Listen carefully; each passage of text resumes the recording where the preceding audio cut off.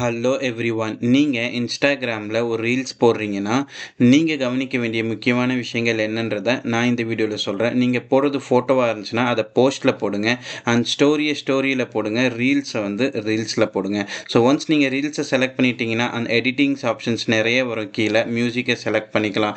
And அதில் தான் நீங்கள் டைப் க்ரோ பண்ணிக்கலாம், அனிமேஷன்ஸ் க்ரியேட் பண்ணிக்கலாம், அண்ட் கேப்ஷன்ஸ் வந்து போட்டுக்கலாம். இது எல்லாமே நீங்கள் பண்ணிக்கலாம். ஒன்ஸ் நெக்ஸ்ட்டு கொடுத்துட்டிங்கன்னா உங்களுடைய எடிட் கவரை நீங்கள் வந்து ஆட் பண்ணணும். எடிட் கவர்ன்றது தம்ப்நெயில். உங்களுக்கு எந்த தம்ப்நெயில் வேணுமோ அந்த வீடியோஸ்லேயே எது வேணாலும் நீங்கள் செலக்ட் பண்ணி அதை உங்களுடைய ரீல்ஸுடைய தம்ப்நெயிலாக நீங்கள் என்ன பண்ணிக்கலாம், வச்சுக்கலாம். ஒன்ஸ் நீங்கள் தம்ப்நெயிலை செட் பண்ணிட்டீங்க அப்படின்னு சொன்னால் அடுத்து வந்து கேப்ஷன் வந்து போடணும். கேப்ஷன் அப்படின்றது ஒன்றும் இல்லை, ஜஸ்ட் அந்த ரீல்ஸ்க்கு நீங்கள் கொடுக்கக்கூடிய ஏதாச்சும் ஒரு டைட்டில். இப்போ நான் இங்கே வந்து எக்ஸல் இன் செகண்ட்ஸ் அப்படின்னு சொல்லி கொடுத்துக்கிறேன்.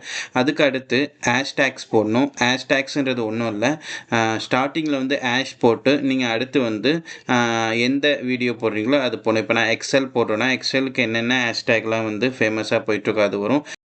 அண்ட் நீங்கள் அந்த ஹேஷ்டேகை கூகுளில் ஹேஷ்டேக்ஸ் ஃபார் இன்ஸ்டாகிராம் போட்டு கூட நீங்கள் சர்ச் பண்ணி அந்த ஹேஷ்டேக்ஸை நீங்கள் என்ன பண்ணிக்கலாம், எடுத்துக்கலாம். ஒன்ஸ் நீங்கள் காப்பி பண்ணி உங்களுடைய இன்ஸ்டாகிராமில் ஹேஷ்டேக்ஸ் போட வேண்டிய இடத்துல நீங்கள் அதை பேஸ்ட் பண்ணிக்கலாம்.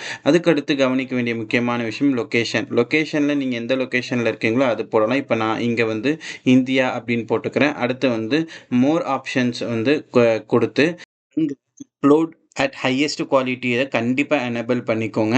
அண்ட் நீங்கள் விரும்பினா ஹைலைட் கவுண்ட் அண்ட் ஷேரை வந்து எனேபிள் பண்ணிக்கலாம். அவ்வளவுதான்.